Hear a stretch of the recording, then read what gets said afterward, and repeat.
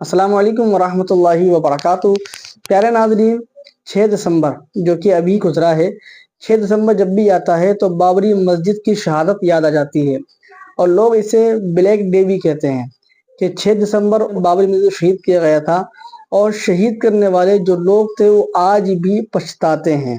एक वीडियो हमारे पास आई है और उस वीडियो के अंदर वो शख्स जिसने बाबरी मस्जिद को शहीद किया था गुंबद पे चढ़कर, वो अपनी ज़बानी बयान कर रहा है कि बाबरी मस्जिद शहीद करने के बाद से आज तक यानी 26 साल हुए कि उसका आधा हिस्सा काम करता ही नहीं है। अल्लाह का अजाब और अल्लाह की कुदरत देखिए कि जिसने मस्जिद को शहीद किया था उसके बाद उसकी क्या हालत है। तो चलिए उसकी ज़बानी सुनते हैं। वीडियो क्लिप आप अपनी स्क्रीन पर देख सकते हैं।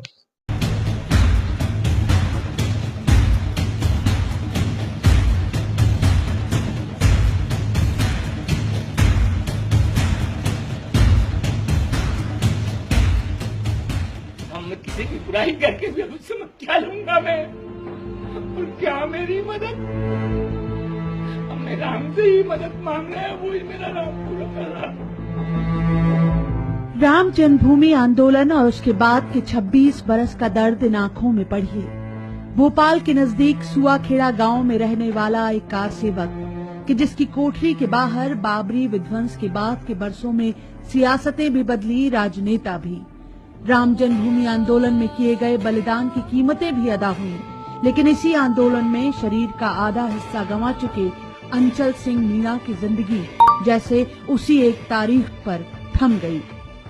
6 दिसंबर थी 1992 का सन था और मैं जो है 5 दिसंबर को यहाँ से निकल चुका था। 11:45 से काम वहाँ जो है चालू किया था।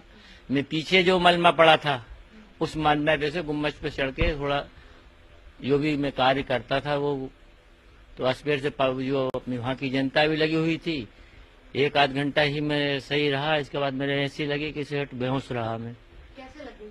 वो गुम्बद पे जो है एकदम गिर गई, उसका जानकारी हमें मालूम नहीं पड़ी, हम लोग ऊपर थे।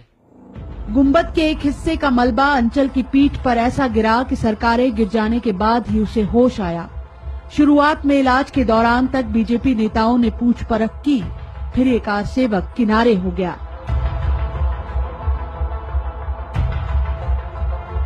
अंचल का अफसोस बस इतना कि बलिदान का हासिल क्या हुआ। 30 बरस की उम्र में अपाहिज हुए अंचल ने पिछले 26 साल जमीन पर घिसक कर गुजारे हैं। सिर से लेकर पैर तक जिस्म के हर हिस्से पर जख्म हैं और दिलो दिमाग पर लगे जख्म तो और भी गहरे।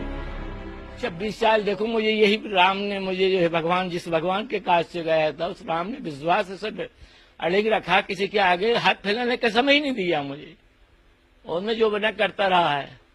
अभी तुमको घाव बताऊंगी तो आप कहोगे कि ये दशा और कोई देखने नहीं आया, तो मुझे भगवान ही देखता है हर चीज में।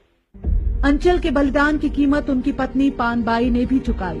2.5-3 बरस के बच्चों की परवरिश अकेले की, परिवार भी संभाला और पति को भी, सब बस राम भरोसे।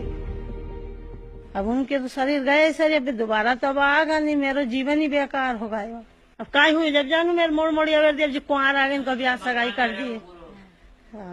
भगवान तो करेगा पूरा, करेंगे जब ही तो अपन खाऊंगा, कहाँ से खाऊंगा।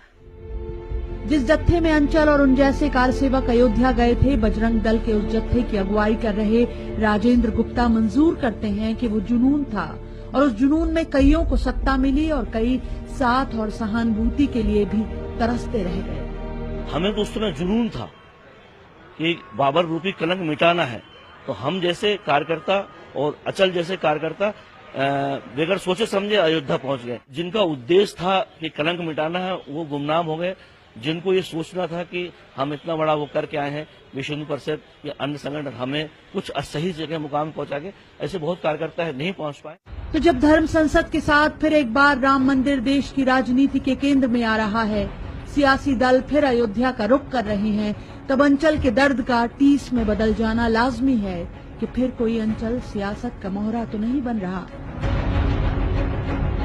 भोपाल से शिफाली, न्यूज़ 18 मध्य प्रदेश। तो देखा आप लोगों ने कि कैसे अपने दर्द को बयान कर रहा है कि 26 साल हो गए और जिस्म का आधा हिस्सा काम नहीं कर रहा है। ये अल्लाह की मार है जो आज के ज़माने में जो लोग मस्जिदों पर हमला कर रहे हैं और उसके नीचे मंदिर होने के दावे कर रहे हैं, अल्लाह जाने के साथ में क्या होगा। ये इबरतनाक वीडियो है, उन लोगों के मुंह पे तमाचा है जो मस्जिदों को तोड़ने की, गिराने की और उसको मिस्मार करने की बातें करते हैं। आपकी क्या राय है इस वीडियो के सिलसिले में, हमें कमेंट सेक्शन में ज़रूर बताएं।